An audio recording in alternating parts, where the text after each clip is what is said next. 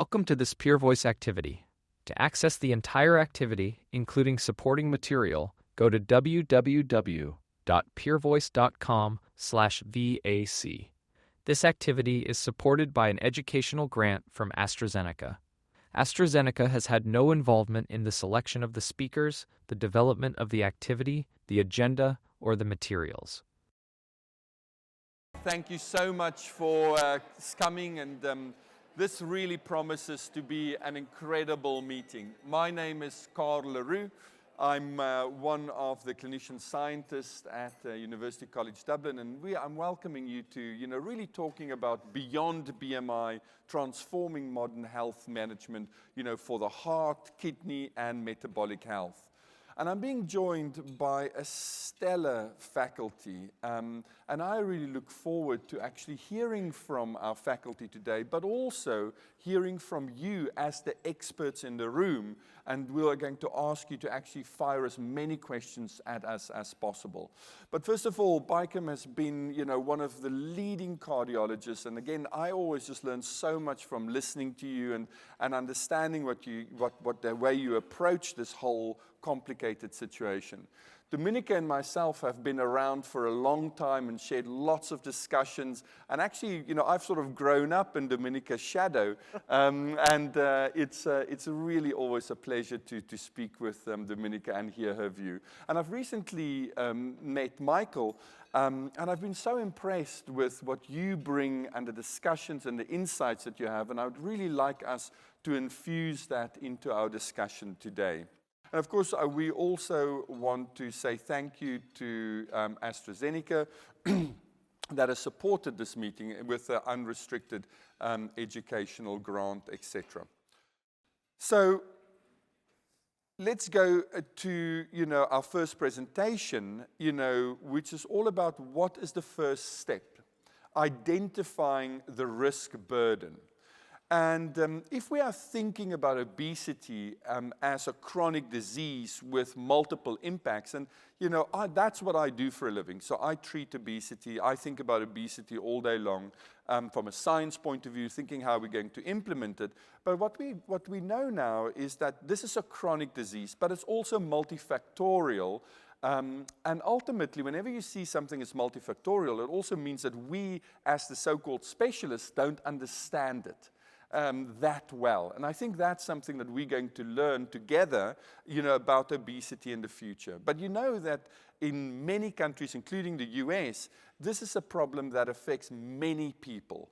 And of course, it remains a very key modifiable risk factor. We're going to hear from Baikem in a moment, about thinking about this not only as a disease in its own right, but also a disease that drives complications, be it cardiovascular complications, kidney complications, metabolic complications such as diabetes, and of course many cancers. And obesity is therefore central in this cardio-kidney-metabolic syndrome. And Baikem, that's something I've learned from you actually, about thinking about the CKM space and how we can actually use obesity and treat obesity to disrupt the CKM syndrome. So, but we need durable long-term obesity management. And I think one of the things I would like you to leave here today, and again, challenge us on that, is that I would like to suggest to you that obesity isn't more special or less special than any of the other chronic diseases that you are already treating. And all you need to do is just put obesity in that same box that you put all the other chronic diseases. And I think if we can do that, we may be able to simplify, what we are doing. So let me actually throw this open now. So how should we as clinicians recognize the cardio-kidney-metabolic clustering in patients with obesity, and why is this important to address obesity as this common upstream driver? So maybe if I ask you to take it from here. Carl set the stage really well. And this is an era where we need to recognize that obesity is not a singular disease. So when a patient has, if an individual has obesity, think cardio, kidney, metabolic, liver disease. Why am I saying this? We are recognizing that obesity is one of the central drivers for the pathophysiology, the common pathophysiology we are now recognizing for heart failure, especially with preserved EF, hypertension, atherosclerotic events such as myocardial infarction, stroke, obesity, abnormal adiposity is a driver. It also is a driver for chronic kidney disease and hypertension and hyperlipidemia and liver disease and diabetes, which you all know really well. The important thing to recognize is 3 decades ago, we used to see individuals with one comorbidity or one disease. That no longer is the phenotype. We're seeing clustering. We used to say coronary artery disease attributable to risk factors of high lipid and family history. Now we don't say that anymore. We're saying the triple. Usually diabetes, obesity, hyperlipidemia, and hypertension. The clustering is more prevalent than ever. And attribution to single disease is rarer. And therefore, and we're seeing this even in our younger populations. We're seeing it even in the younger populations. The other important thing, so it's a common cause of causing and organ damage. But also, when it is involved in this clustering, the kidney disease causes heart disease causes kidney disease. Same thing with a collateral bidirectional causality when metabolic disorder is in place. When a patient has a metabolic disorder, the likelihood of having MASLD MASH with HFpEF. So it actually works in a bidirectional manner. Kidney disease people have more heart disease when they have the diabetes and or the obesity. So that bidirectional effect is there. And the final component is, unfortunately, the outcomes become exponentially higher. When a patient has the clustering of these entities in the context of obesity, their mortality is high, which creates the urgency. We used to say, oh boy, you know, this is a body habitus difference. The difference right now is to recognize either the disease that's there that we are not seeing because we haven't screened it, or it's occult or subclinical and is in the process of developing. That's the terminology that is very critical for all of us, regardless of the specialty is screen for the diseases that you see here, and most likely they're there. And it's an opportunity that is lost if we don't recognize the burden of risk, i.e. the clustering of diseases, and the urgency of treatment to prevent very much unfortunate outcomes that are cardiovascular mortality, CKD, very advanced CKD, MASLD, MASH, cirrhosis, and the burden that it has overall in the overall population. So this unfortunate trend is seen in most developing countries and all around the world. And I think overall we are aware of this as a community, but we have not implemented the screening strategies and working across all of the disciplines in this plural manner. So let's start with a patient.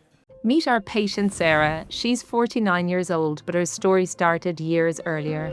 In her early 40s, Sarah's BMI rose to the obesity range. She was advised to eat less and exercise more, but obesity was never diagnosed or treated as a chronic disease. At 46, she developed hypertension. At 47, early signs of kidney disease appeared. At 48, her HbA1c reached 6.2%. Considered pre-diabetic and labeled borderline, the warning signs were there, but her care didn't change. Now at 49, Sarah lives with obesity, hypertension, kidney disease, and metabolic dysfunction. Multiple specialists treated the complications, but no one addressed the chronic disease driving them. Biologically, her body resists weight loss. Psychologically, she blames herself. Her care is focused on complications, not the root cause. So, Dominica, let me ask you, how has your own practice changed? Thinking from what we did 10 years ago to what we do now, and how, within this context, you see this complicated patients, what's your go-to thinking at the moment? Well, I think how things have changed is that originally we didn't really have any therapies for obesity, right? Yeah. In the old days. And so we did try to optimize, we were treating prediabetes before we technically were supposed to be treating prediabetes, getting people treated for that, optimizing their blood pressure, and doing what you could. But the medicines we had at the time, like phentermine, could exacerbate some of this stuff. Now we actually have medicine that actually does exactly what we were talking about, is by treating the obesity, we get a decrease in inflammation, we get improvement in the liver, we get improvement in blood pressure. We can still treat individually, but we don't have so much fragmented care. I mean, I am definitely try to treat everything all at once, and I drive my patients completely crazy. So I try to say, okay, we're gonna do this and we're gonna do this, but I really try to stay on top of everything as soon as we get a change. Sometimes there's reluctance, especially with sleep apnea, right? That's very difficult to get patients, but I badger the heck out of people. And I recently had a patient of mine 5 years after I'm hassling her. She's using CPAP, and guess what? She feels better. So you have to persist, though, in treating all of these complications. But now we have much better medications that we can do. But Michael, maybe if I can bring this to you, are you one of those patients that's being driven demented by, people like Dominica, where there's just so many things that's being, thrown on you, or do you find that it's a more of a systematic way? I mean, you've also experienced this over time, so maybe give your perspective. What's happening now? What's happened in the past? So I feel like Sarah's story is my story, right? My BMI was a lot higher; it was 55, but along the way, I kept going up and seeing other specialists, but no one along the way actually ever talked to me about obesity as a disease, right? So all I got was depressed in my thoughts and feeling like a failure, which didn't allow me to engage in care. And that's what I see in Sarah, is she's probably just constantly hearing about how she's doing poorly and not understanding that part of that is not her fault. It is not purely diet and exercise. And that's what I see. And that has changed somewhat, but not completely. Yeah, it's still there. I mean, I hear that from so many patients when they finally come to me. And, it is reinforced by insurance companies as well, right? Have someone had 6 months of lifestyle and behavior, et cetera. You should always say yes no matter what, okay? Because patients and individuals who suffer from obesity are always trying to make changes. I think that's a really stigmatizing thing, that we somehow assume no one is working at it. I'm sure, Michael, you were working at it all the time. Right? All the time. Yeah. And so I think you have to believe the patient when they come in and they say that they're working on it. And really now we have tools that, even if you're treating the individual things, by treating obesity, you're actually helping everything at once. I mean, I think you have to realize there's a dynamic aspect to this physiology. So as soon as you're kind of working to decrease inflammation and you get some weight loss, that affects all of the organ systems. And as those organ systems get better, other organ systems get better. Everything is dynamic. It's not linear. We're not compartmentalized. Now, I want to just go back to Michael, because you said something, and I want to pick up on that. Because, it's also what missed opportunities in Sarah's care would be, should we have triggered earlier. And this idea, and you used the words a moment ago, saying to somebody who has this disease is not your fault, but it is your responsibility and my responsibility as a provider to find a treatment for you. Do you find that empowering? Does that give you agency? Or does that actually say, now I can just eat as many hamburgers as I want, Oh, it completely is empowering. I think the 9 most empowering words are: obesity is a disease. It is not your fault. I'm going to out myself here, but I didn't hear those words ever from a physician. I heard those words on TikTok. And how sad is that I didn't hear it from a physician? I had to hear it on social media. Yeah, and let me ask you, Baikum, from that point of view, because you have been in the midst of treating cardiovascular disease, and our view, 20 years ago was like people's cholesterol was too high because they ate too many eggs, and we need to make them eat less eggs, right? And now then we understood it was a liver disease and HMG-CoA synthase, but how is that what can we learn from the cardio-kidney-metabolic space? Because you've successfully treated disease, you've reduced cardiovascular death. You know, what can we learn from that and apply that in the obesity space? Absolutely. The magnitude of risk that is conferred by both the risk factors and the clustering is so much that the urgency by which we need to address to reduce the event rates right now also creates the obligation for us to help the patient along with lifestyle modification. We've known in randomized studies that the magnitude of risk reduction is very modest and takes ages. We lose patients to heart attack, stroke, heart failure within that time frame. This is a cause of adverse outcomes. The problem in Sarah's case, who everybody watched, she had the hypertension, she had the abnormal UACR, the proximate cause, the pathophysiology was not addressed. We tend to address hypertension. Everybody now knows how to treat hypertension, but in the context of obesity, it becomes refractory, resistant hypertension. When accompanied with the appropriate treatment strategies, we now are recognizing when we treat the obesity, the hyperlipidemia treatment, MI treatment, stroke treatment, hypertension treatment, massively MASH treatment suddenly becomes facilitated and much easier than this sketchy and sporadic treatment. And I think overall, the urgency is being recognized, both with the endpoints, and thus this cannot be left for decades, because her story is a reflection.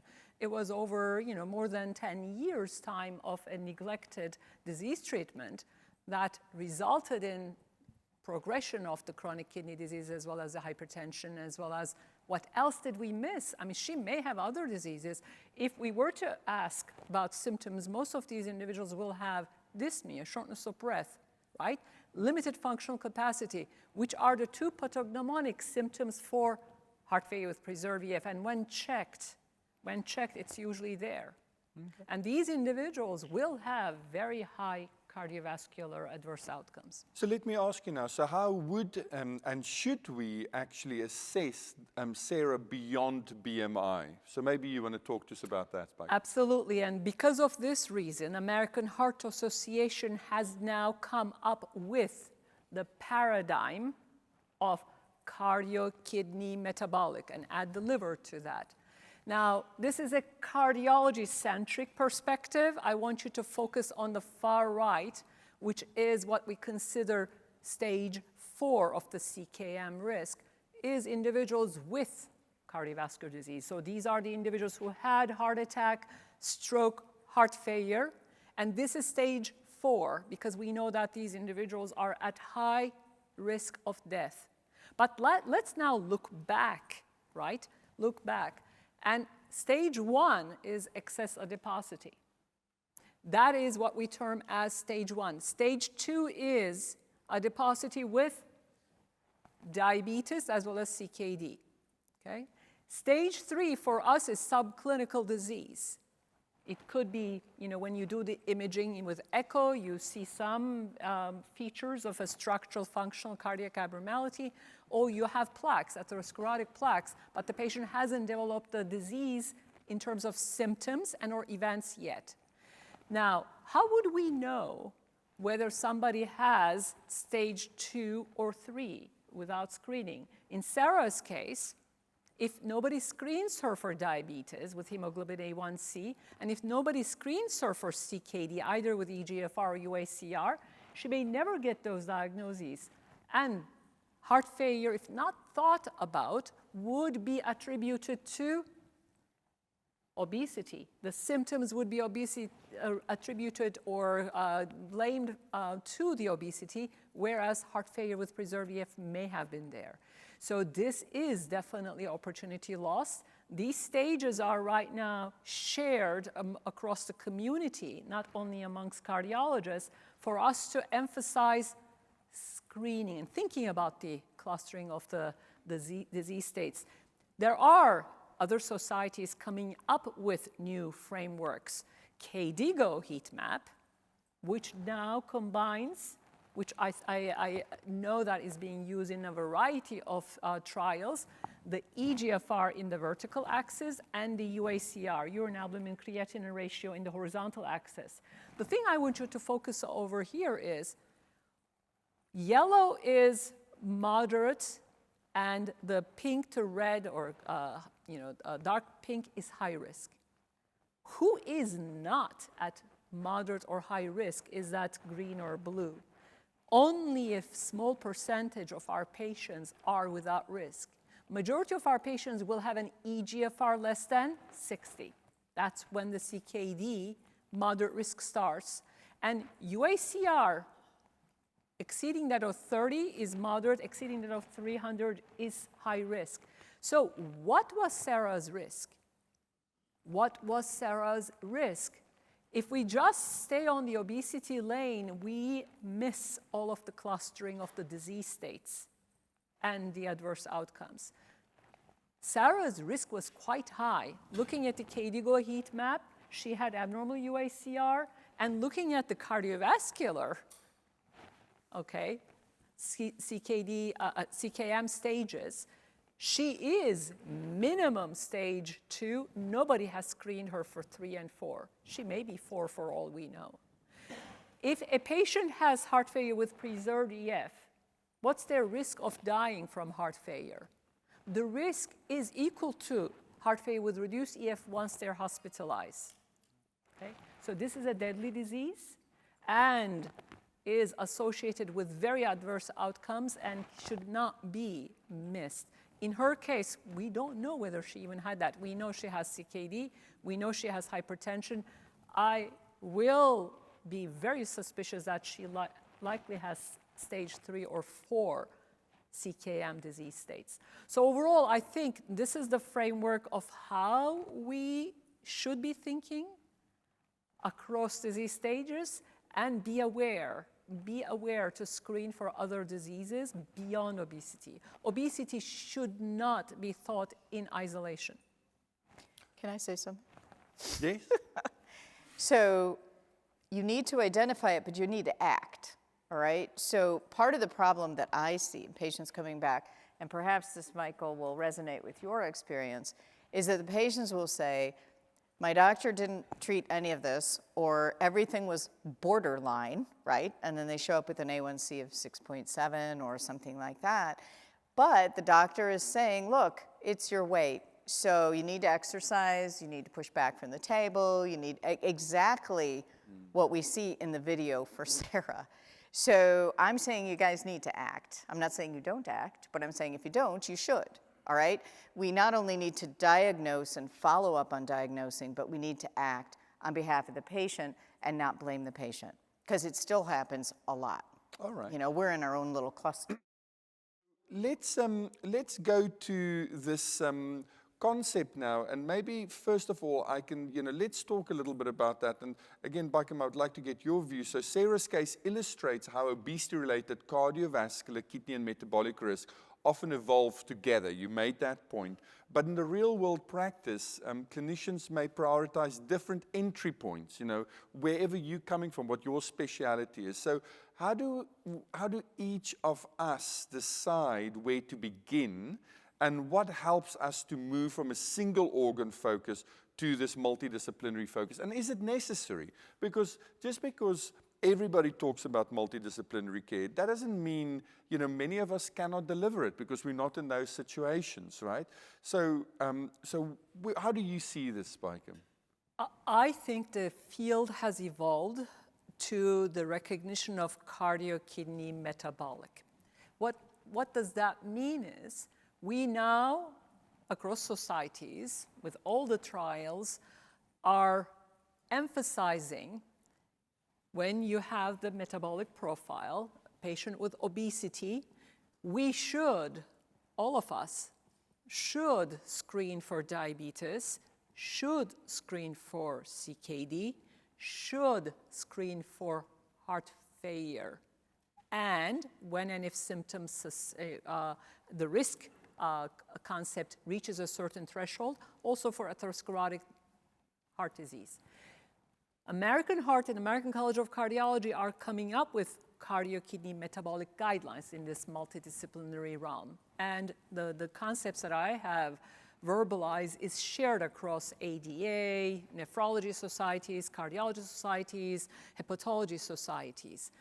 What does this mean for all of us? For example, AHA-ACC has risk calculators. I know you all hear about these risk calculators. We used to talk about heart attack risk, and it was very lipid-based, right? Age, lipid, hypertension, and smoking. That was it in the past.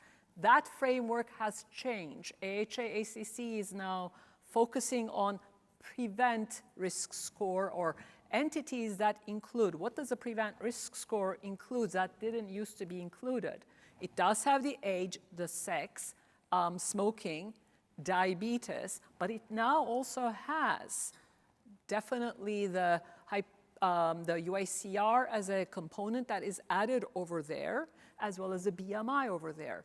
Why did we do this? Because there's now ample evidence of telling us what that 10-year risk is. And the risk is not only looking at atherosclerotic events anymore, it's also looking at the heart failure risk. So the prevent risk calculator now says anything over 3% risk may need intervention. Anything over 5% risk of events for heart failure or cardiovascular disease needs intervention. I showed the KDIGO heat map. In the darker colors, it says refer. You need to treat. Yellow, pink, orange needs treatment. Why is that important? We now have treatment strategies, right? And the first question is, the things that we need to think about is, look at the risk burden for Sarah or any of your patient, and then find the treatment strategy that checks off most of these indications. And I think that is the strategy by which we're going to start treating these. In my practice in cardiology, I'm telling my trainees now we need to screen for kidney, which we didn't used to do in cardiology.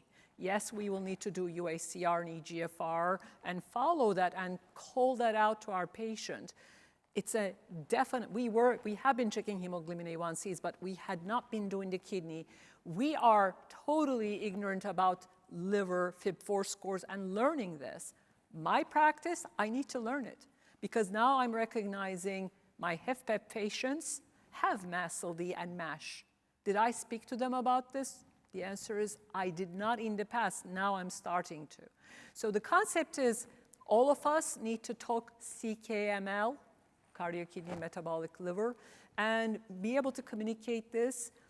We all fear that the patients, when they hear this, are going to be very disheartened, but I sometimes use the analogy of prevention, like, you know, how cancer did it. Pre-cancer, that no longer has a stigma. You may have mild disease, or you may have pre-disease. You may have mild chronic kidney disease, but we're going to prevent that by using these terminologies is how I would approach it. But Michael, follow up on that, so that, and what advice can you give us, within a medical profession? Because you are that expert patient, and as you said, you identified with Sarah's story. So it's all good and well we talk about multidisciplinary care, but does that mean you have to go from pillar to post, or would you prefer the primary care physician to be that person that takes care of you and interact with others? What's the best for you? In a perfect world, I would love to be my primary care physician, but I've spoken to thousands of patients at this point, and I will tell you that very, very, very few of them on their care team, on their multidisciplinary team, find multiple doctors who see it that way. So I don't care if it's my cardiologist or my obesity medicine specialist or my primary care doctor. I just want someone to see me as a person and to treat me holistically. And I just need one person to engage. And I don't care what that specialist is. I just need them to see me. And Dominica, what shift in your own practice did you have when you shifted from being just an endocrinologist interested in the glands, to actually the whole? I think it's evolved, just as Bikram has said, that we do look at all these system diseases. Sometimes we were waiting for other people to sort of get involved. So like in the beginning of FIB-4 score, right, we would do one, we would see where they had to go, but I didn't have any fibroscans anywhere near me in terms of my site, right? And so what has happened over the years is now I have like a collective of cardiologists I trust that I know that they'll treat my patients well with obesity, because I am loath to send a patient to someone who then turns around and says, you know, hey man, why couldn't you get your act together? Or, you know, diet, lifestyle, what's the deal? So the cardiologists have come around a lot, right? Now with all the evidence with incretins and GLP-1. So in terms of multi-system management, I have accrued these different people.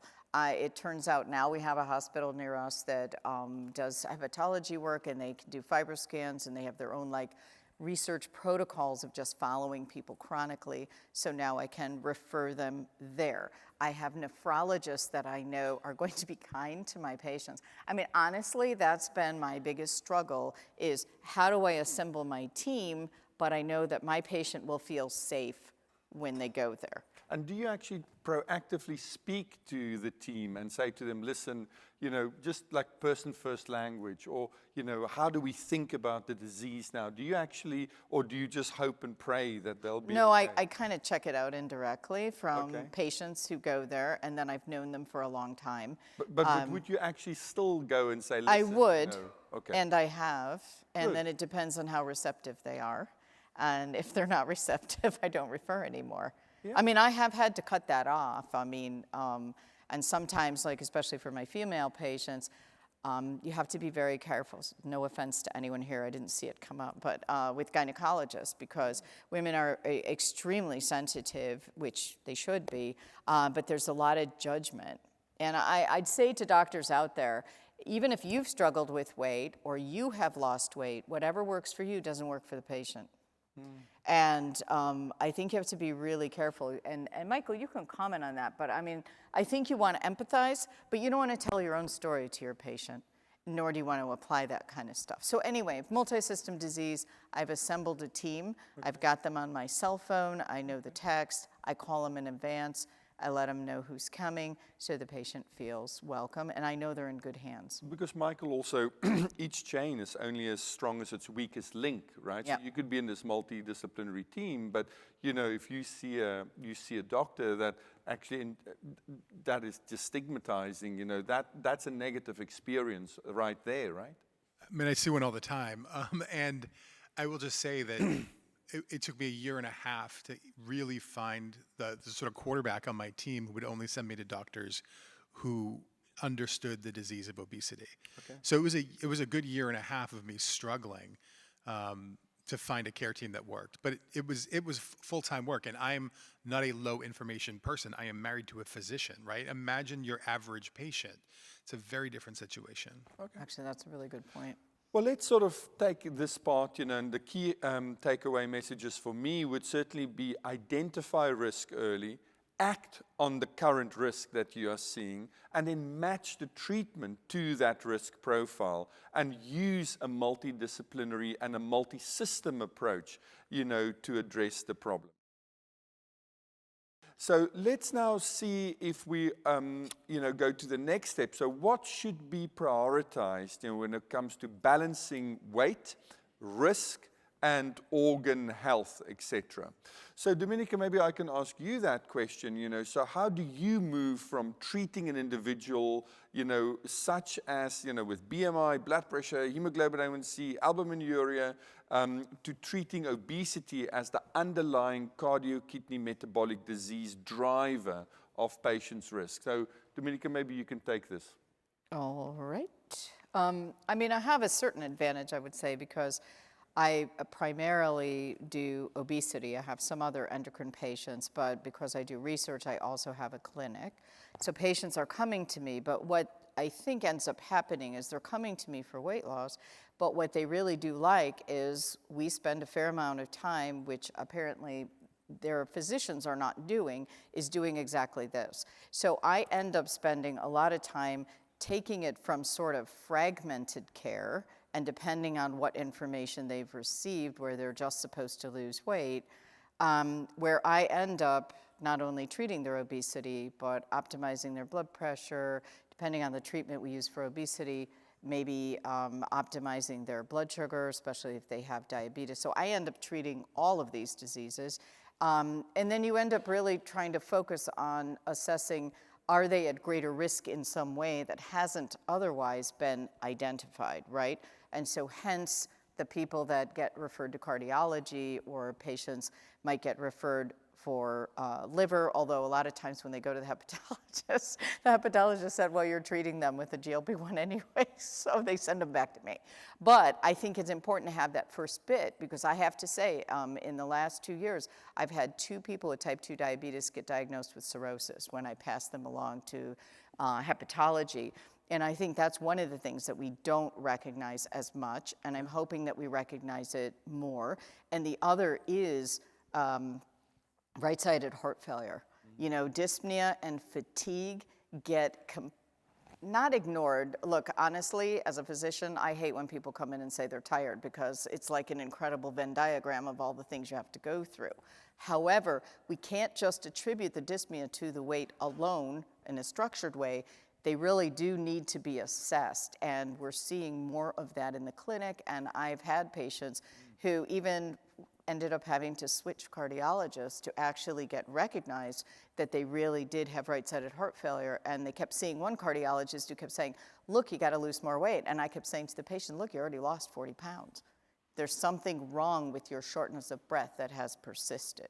So I think it's really recognizing that the patient that's in front of you may actually have fragmented care. Someone may not be looking at all of these things. And I think patients really like hearing, to some extent, as long as you're not blaming, but you're explaining. And I actually think that's the difference. If you explain how these different systems affect each other, and you take the blame away from the patient, and you explain how obesity is a disease, and the regulation around weight management is huge between the brain and the feedback from all of these organ systems, then I think, you know, I don't have to convince people to treat their obesity. But it's very meaningful when we start focusing on, look, you can make all of these changes and improve your cardiovascular risk, slow the kidney disease, and improve your metabolic health. And that really resonates, because that's what the patients want. They want to feel better. They want to feel healthier. That's what their families want. So that's kind of how I look at it. Hopefully that's helpful. People can ask questions if it's not. And this really just is repeating what Bikram showed you, is that we have to focus also on weight without blame in an effort to disrupt this vicious cycle. And understanding that as we disrupt that cycle, all these other things that get better, we improve insulin sensitivity, we improve blood sugar, we improve the impact on the kidney, just that alone feeds back to those systems and improves that as well, right? And we see a decrease in inflammation, which that decreased inflammation affects all of those organ systems. So the benefit of this is we're getting a really 1-2-4 punch, or whatever we're doing. I think Lou Arodi likes to talk about some other gambling thing. But in reality, we get a very triggered across improvement. So you have multiple system improvement. So I think we go on to the next video.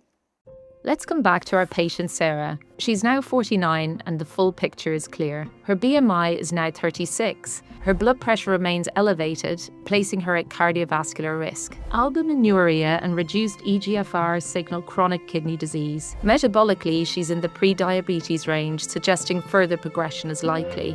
Multiple risks evolving around cardiovascular, renal, and metabolic systems. Because in real-world practice, we often have to decide, what do we treat first? Do we focus on weight, cardiovascular risk, kidney protection, or diabetes prevention, or the underlying chronic disease driving it all? How do we match treatment to risk?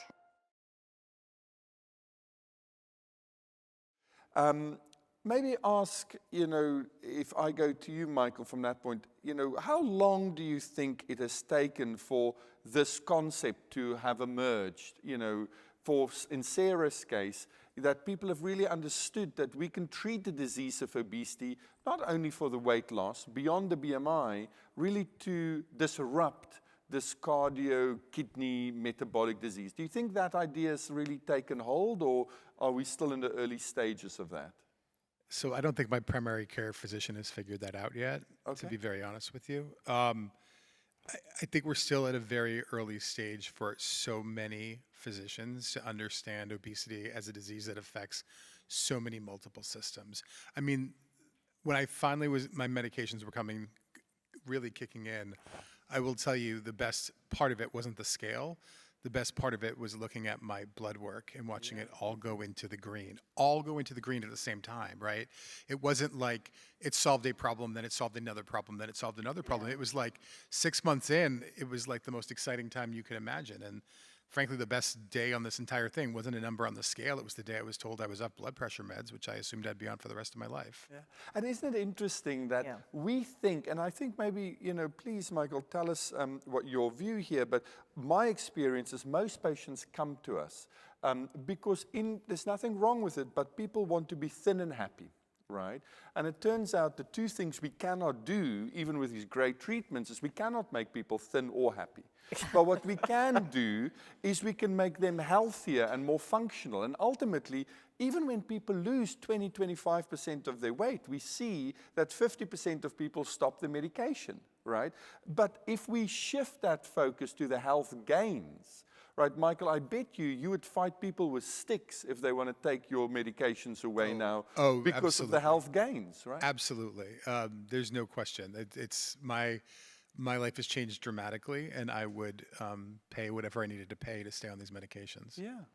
So, let me ask you this. So, in a patient like Sarah, with obesity and evolving cardiovascular kidney metabolic risk, how do you decide whether to prioritize obesity treatment, cardiovascular protection, kidney protection, heart failure prevention, and how has recent outcome evidence influenced you? You work in a super specialist center. You are leading this, but even you are human, right? So we can't. How do you approach it? Maybe if you tell us your view. So the paradigm shift is looking at the whole health, as you alluded to, and being able to communicate the benefit for cardio-kidney-metabolic benefit, which I'm going to show the data for, that is in line with the risk burden. Because I need to see it beyond BMI, and we need to recognize the disease beyond, in addition to the obesity, beyond BMI. It's there. When we look for it, the cardio-kidney-metabolic disease is there. When somebody has the disease, then the urgency definitely is there for further progression of that disease as well as a death. So my urgency is recognizing the burden of disease. And let's look at the evidence, because that's what we need to communicate. The therapy is not solely targeting BMI anymore. The therapy is not solely for obesity treatment anymore. The SELECT trial was in individuals with overweight or obesity with cardiovascular disease. Who were these individuals? Individuals who had history of MI, stroke, or other cardiovascular disease, established cardiovascular disease. And these individuals, when treated with GLP-1RA, had 20% risk reduction in the cardiovascular composite endpoint, which was a 3-point MACE, cardiovascular death, or stroke, or heart attack. Very strong risk reduction. So right now, we are looking at this as a cardiovascular medication. It's not just a weight loss drug. It's, in essence, a secondary prevention for cardiovascular disease. So you now suddenly recognize the urgency of treatment. And the heart failure also signal was very favorable. Cardiovascular death and heart failure events were reduced too with the GLP-1RA. Let's look at another patient phenotype. This one was patients with diabetes with CKD. And in this trial, FLOW trial, GLP-1RA resulted in prevention of progression of kidney disease, as well as prevention of cardiovascular death and combined cardiovascular events. Again, stroke, heart attack, and cardiovascular death. the magnitude of risk reduction was very comparable to what we saw in SELECT, very robust. Actually, cardiovascular death reduction by itself was almost 29%. The combined 3-point MACE was about 18%.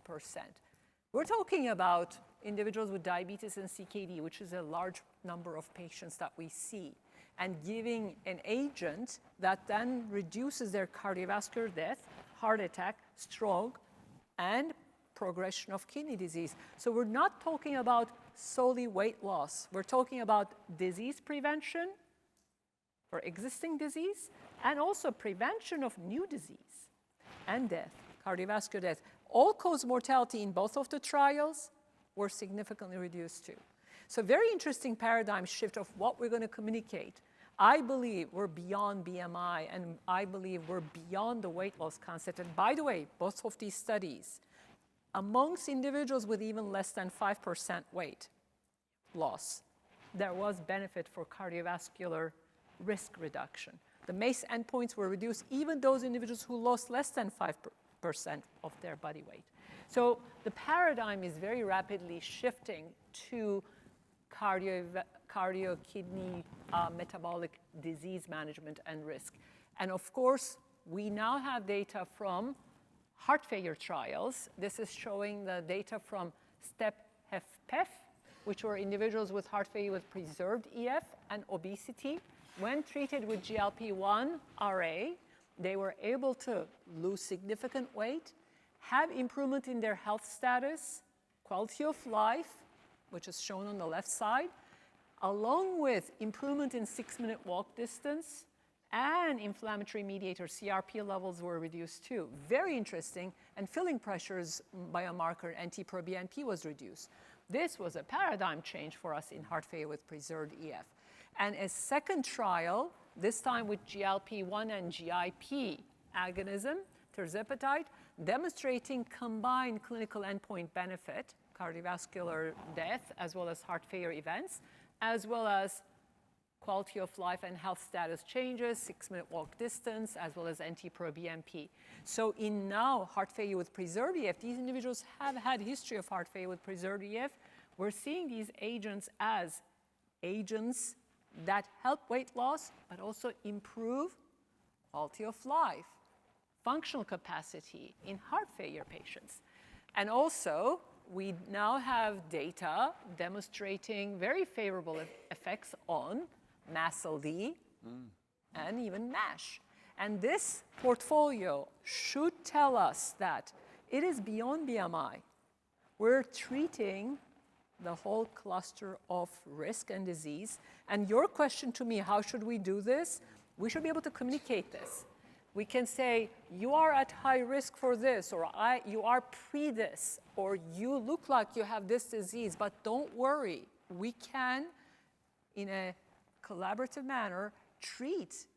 And we have agents that is targeting all of these, and these agents will actually help us either reduce the risk for this, or in some cases, eliminate.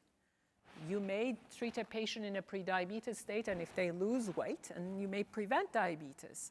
And these are the concepts that now we're looking at, whether we could move the needle from stage 4 of everything coming after they've had all these events to the pre. So I think that's the paradigm shift, and we need to take it beyond just weight loss and BMI. Let me throw that now to Dominika. So, so how do you prioritize obesity treatment in a real-world practice when the evidence, access, tolerability, and long-term adherence to all of this needs to be considered, right?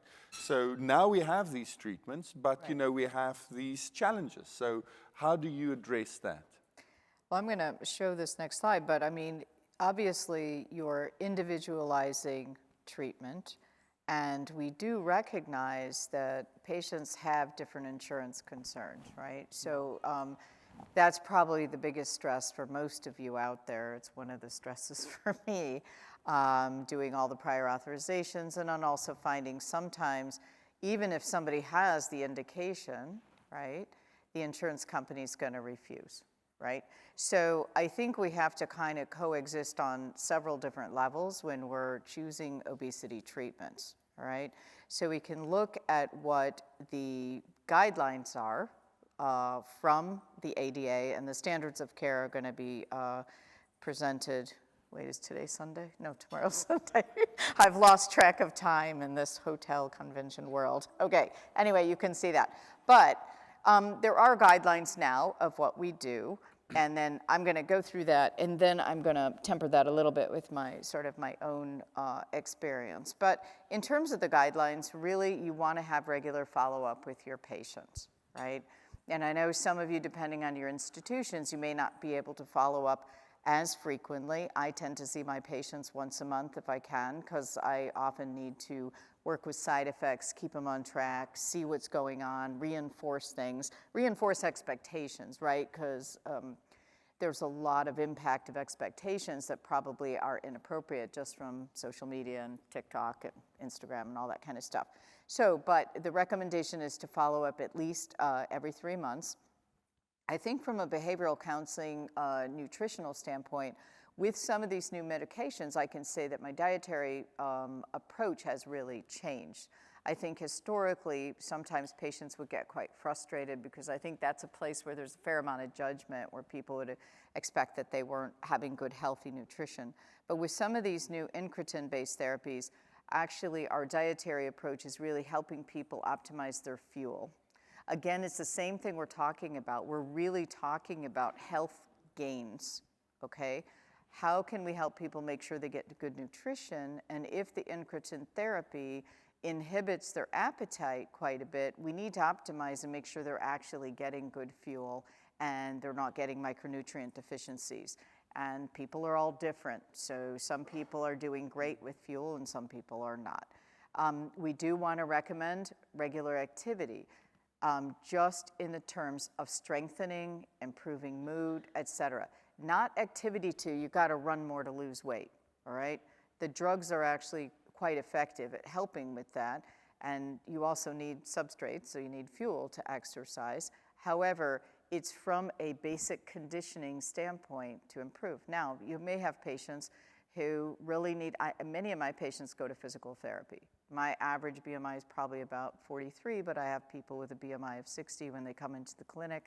And so we just really try to optimize their strength, help them feel better. Many of our patients are afraid that if they go for a walk, they'll fall and they won't be able to get back up. So sometimes the therapy is really working with that. We need to identify pain. We need to identify fear that they're going to have a heart attack, okay? So I've sent people to cardiac rehab, and I mean, we've done a lot of different things. So that's important, but it's not just saying, hey, go walk every day for 30 minutes or whatever. And understand that sometimes that's an evolution. Sometimes people have to just start where they are, and as they're able to lose weight, maybe they can add some activity, et cetera. And you always want to look at their medical history and look, are they on any medicine that actually is inhibiting weight loss, et cetera. So we do all the same things we always did, but now we have the benefit with these medications. So we do know from clinical evidence, and this is what this chart is, that these different disease states that we have been talking about that are aggravated by obesity, such as type 2 diabetes, hypertension, cardiovascular disease, the drugs in these categories with A have basic, good, supportive clinical evidence from clinical trials that they are effective. So in an ideal world, if you have somebody with HFpEF and you're not worried about insurance and payers and all that kind of stuff, you look in that box and you'll know the best evidence is for semaglutide. And so you would give semaglutide. However, you know that in a payer situation, if they will cover tirzepatide, you give them tirzepatide because there's some evidence and certainly supportive. Same with sleep apnea, opposite, right? There is an indication and there's good evidence of tirzepatide impacting sleep apnea, et cetera. So this is just a nice chart to see what evidence is there as I select that medication. And then obviously you're going to look at tolerability, because one of our big issues is efficacy and tolerability. And efficacy and sustained treatment depends on, does someone tolerate it? Clinically, we go very slowly with dose escalation. We don't try to go fast. The way I look at it is it's taken a long time for people to get here. The brain is very sensitive, and we just go with that initial dose or maybe a dose in very slowly and let that medicine support these other things and make those improvements. And there's tons of evidence to show some people are very sensitive to low doses. There is no goal to get to the dose unless the dose is not working and you gradually increase. But allow people to have that. And I know Carla and I have talked about this quite a bit. You can have very little side effect if you approach this appropriately. There is no time that you've got to get to the target dose. Let's just first sort of bring this together. So first of all, saying obesity remains the central driver of it. But so let's do this. So obesity remains the central driver, but we need effective care that requires medication selection, balancing efficacy, tolerability, as we heard. Goal is risk needs to be aligned. And to integrate treatment, and ultimately treatment should reflect the risk severity and the trajectory. So, can I add something? I think the interesting framework that's rapidly evolving is cardiovascular guidelines, nephrology guidelines, diabetes guidelines, prevention guidelines, which has the obesity, are now starting to look very similar. So when we say obesity-based or it's even if it's the cardiology-centric, let's say for secondary prevention treatment, we're going to be seeing very similar recommendations. So I think the thing to recognize it, regardless of your specialty, the armamentarium of which agents we're going to prioritize and treat with are going to look very similar across the societies and guidelines. And I think that's important for us to recognize. And maybe we're going to call them for different indications, whether, in my field, it's going to be for the indication of obesity versus cardio-kidney-metabolic or cardiovascular.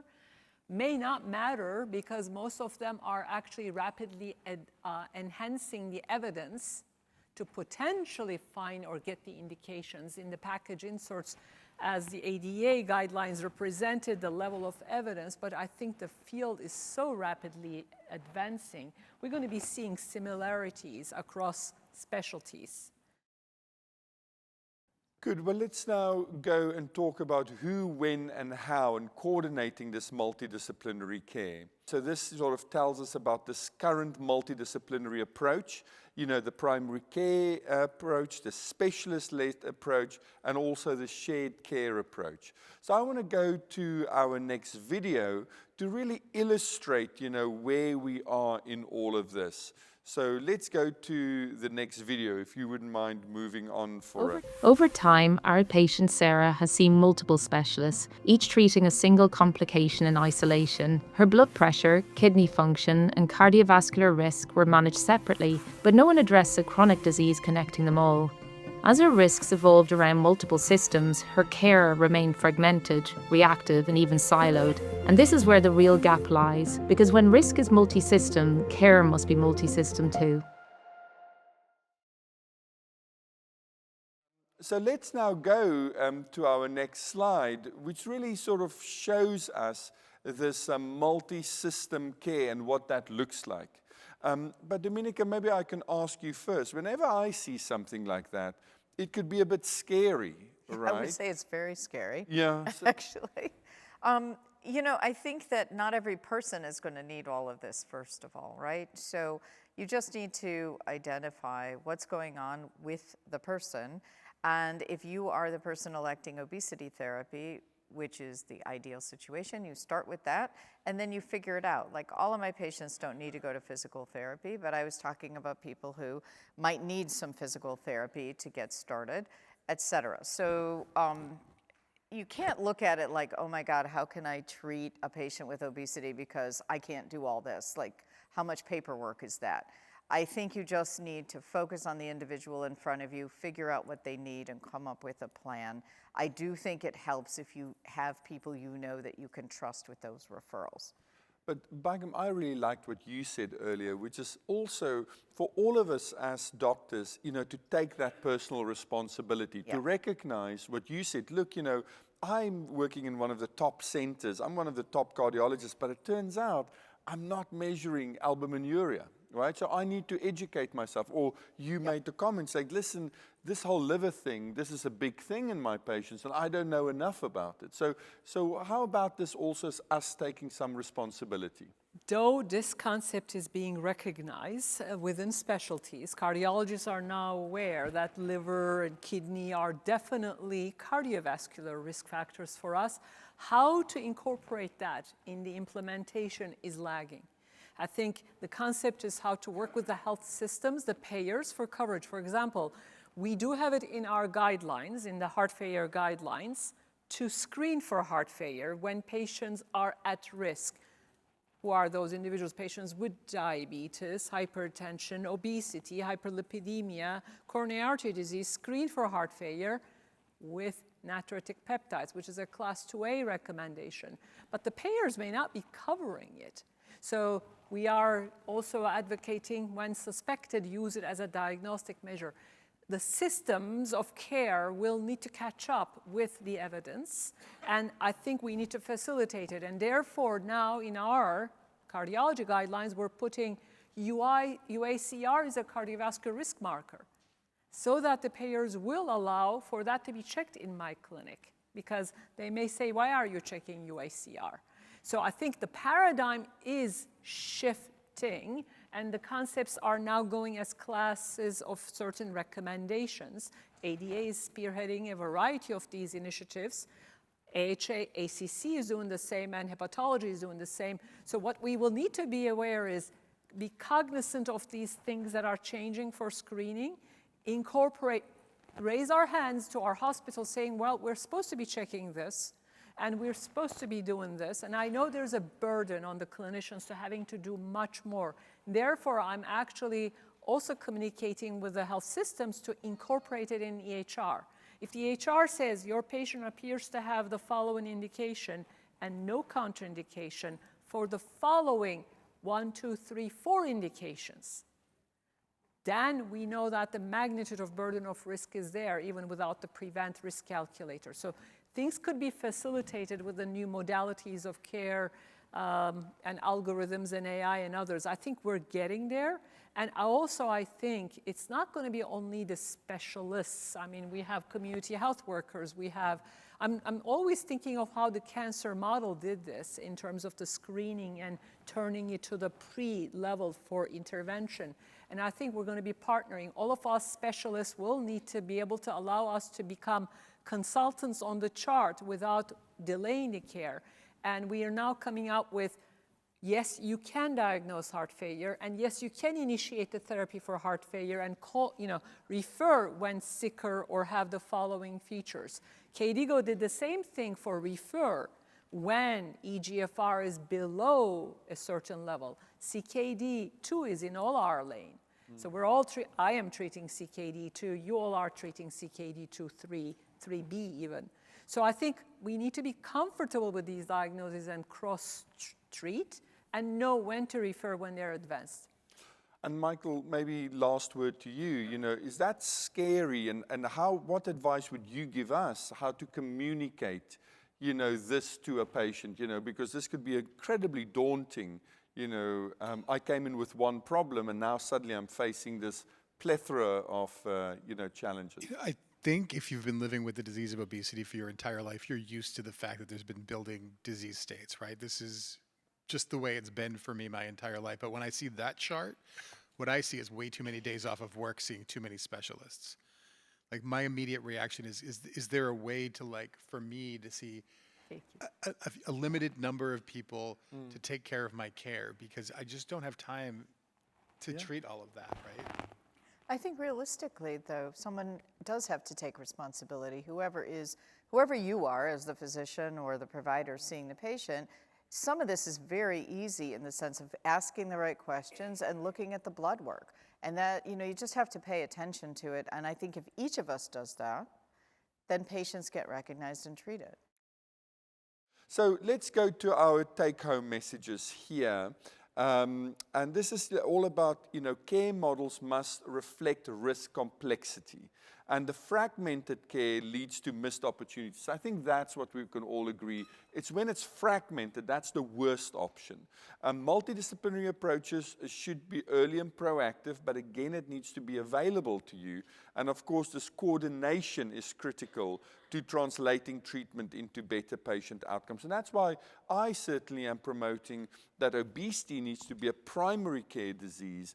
And I need to be referred to 20% of patients that don't respond or may have some additional problems. So we need to be able to empower our primary care physicians. So let's now move to our next question. So that's really all about targeting obesity to protect the heart, kidney, and beyond. Dominica, maybe you can talk to us about, what we see we're going to here run through some with the key step concepts. 1 extension. Because I know we're running out of time.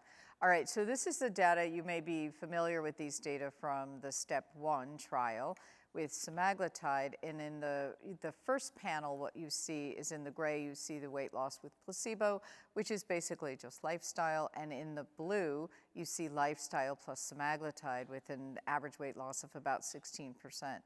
And what they did is they followed patients a year after stopping treatment. And what you see is placebo group went back up to baseline and semaglutide group went back up, but not everybody returned to baseline. Basically, the message from this is it should not be a surprise, given the physiology around obesity and the protection of weight and the very complex neuroendocrine regulation around it, that when you stop the therapy, people regain weight. And I still get this question all the time. Obesity is not an infection. We're not giving antibiotics and everything's better, all right? And it's not a surprise that we need to treat, and we now have treatments, but you need to talk about it with your patients. I find that patients accept chronic treatment much more readily than my colleagues. I don't know why that's the case, but probably because they've been suffering so long from it. So it is a chronic treatment. We're learning about maintenance. We don't know why some of these folks didn't go all the way back, but there are a lot of maintenance trials now, and we will understand more of what is going on with maintenance. Some of the things to understand and what you're going to see about the future, and I'm going to give you kind of a very brief thing on this, is why do we need other treatments? Well, first of all of us know from treating our patients, not everybody is sensitive to our current therapies, right? Probably I know every one of us, but every one of you guys probably has had someone sitting there very frustrated because their aunt or their sister or their brother responded to these drugs tremendously and they're having no response, all right? It's complex. Not everybody is responding to incretin therapy. So we need alternative approaches. Not everybody loses the weight that their sister and brother and everybody else in the world lost. So we know there's a heterogeneity in response, right? We see a bell curve for everyone. And I know no one wants to believe this, but go back to the papers. There are some people that gain weight on these trials, all right? And that's the physiology, and it's very hard for you if you have that patient sitting in front of you and they're actually gaining weight on obesity medication. So we're going to need additional therapies. Some people don't lose enough. We're going to need combination therapies. It's also something that we're looking at and thinking about is what happens when there is a dietary restriction. Well, you may lose bone mass. And so you're going to see new developments trying to figure out how do we protect bone mass. And that's with every calorie deprivation situation. It's not just with incretins. And we're looking at that data. How do we preserve muscle? There's a lot of discussion about fatigue and are people losing strength or not, or are the muscles functioning better because we're getting rid of myosteatosis, which is fat deposition in the muscle. So you're going to see now more and more trials looking at muscle, not just in terms of quantity and loss, but also function. Because at the end of the day, how are your patients functioning? We see this all the time. The patients in all the trials report that they're functioning better. They're doing better. And we have papers showing that people with the poorest of physical functioning are actually functioning quite a bit better, all right? So these are the considerations. You're going to see a lot of different modalities. We're going to be looking at monthly dosing. We're going to be looking at oral medications. You know, people do have injection fatigue.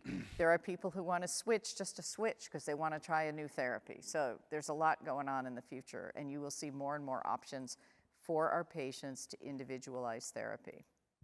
So there's a lot of different mechanisms. We're not going to go through it at length, but I think it's important to understand what is going on. Most of you guys are very familiar with GLP-1s because we've used them for diabetes as well as obesity, all right? But there are other molecules that have been identified, other GI peptides that actually also participate in signaling to the brain. And so we're all aware of the dual agonist GLP-1 with GIP. And it's the whole idea of dual agonism is combining different physiologic effects to optimize efficacy in terms of weight loss and also certain organ targets and disease states, but at the same time, hopefully improve tolerability. And I think many of you know that some of the early work with GLP-1 and GIP has shown that there's less nausea. We do see more weight loss on the average. There is thought to be some increase in lipolysis and some fat targeting, and we're going to see how that happens. We did have our one question about glucagon. I'm not sure why that was isolated, but anyway. So you're going to be seeing, and if you heard retatrutide today, right, a triagonist including glucagon. And the question of, you know, are we going to see increased energy expenditure, perhaps because of lipolysis? A lot of we saw tremendous weight loss today. You know, surgery level weight loss that we have never ever seen with it. We saw improvement with A1C, but the weight loss was tremendous. And these were in patients with a BMI greater than 35, all right? So besides the weight loss though, the glucagon entities, and you're gonna see more research coming out, is gonna be focused on improvement of what we've been talking about, the liver, hepatic steatosis, changes in fibrosis, as Bikram showed you. So watch this space. Now, we also have amylin, right? And there have been a lot of talks today about, or not today, well, this whole time. As I said, I'm losing track of where I am. But anyway, an amylin monotherapy and adding amylin. Amylin works at different parts of the brain. And again, it has different actions. And so the idea is, can it be complementary to GLP-1? We also think that at least some of that targeting amylin may improve bone, because that is a question that we see. So will some people respond who don't respond to GLP-1s and various GLP combinations, will they respond to amylin? We're going to be learning a lot from the new studies that are coming. Next generation therapies, you're gonna see, well, we have oral GLP-1s now to improve convenience for patients, but you're gonna see more oral forms of these drugs. You're going to see a huge opening up of amylin-based therapies, and there's a lot of information coming and a lot of drugs in development, and you're gonna see all various combinations with this idea of how do we get better weight loss and durable weight loss. People need to keep taking it. How do we have certain medicines for certain targets of systems and individualizing approaches.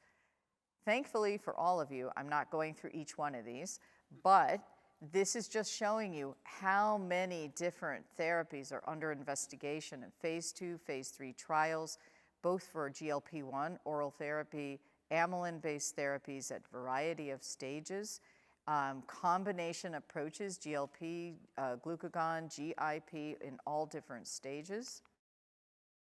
But I'm now going to maybe start with Baike. Maybe if you wrap up, what have you learned from our discussion at this point? What do you think, we have really taken from this? Please wrap it up. Think beyond BMI, screen for the cardio-kidney-metabolic liver, message the benefit beyond weight loss for risk reduction in the whole cardio-kidney-metabolic liver realm. That messaging, especially with the burden of disease, is critical, especially those individuals who have the diseases or the cluster of diseases. So it's critical for us to do this in a collaborative manner.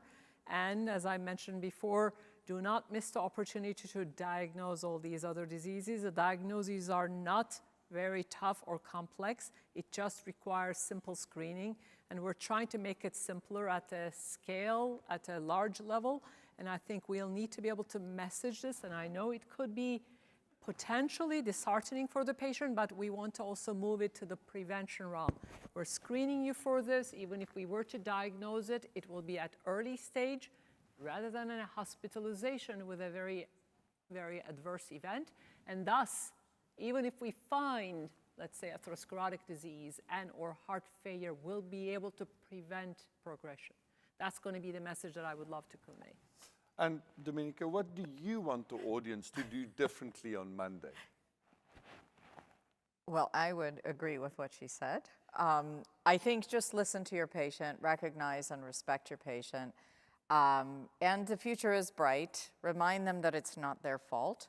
And really empathize with their situation. I can say, you know, the future is bright. We've got so many exciting molecules coming, so many different drugs. And if you have patients who can't respond to things, find research studies, find programs, find them other options to help them medically, besides everything Bikram said. And Michael, if you walk into a clinic on Monday from any of these good doctors that are joining us tonight, you know, what would you like to experience differently to what you have done so far? I would want to walk in, and hopefully one of the things you've walked away with is the fact that anyone who's been dealing with the disease of obesity has decades of medical trauma behind them. Mm-hmm. And if you walk in and see them as a person, not to go right through your differential, but to see them as a person immediately, ask the questions, and then treat their disease and tell them it's not their fault, you will be their hero and you may save their lives. That's wonderful. Thank you. But ultimately, I really want to thank you in the audience for participating in this. I certainly have learned from your responses, so thank you very much for that.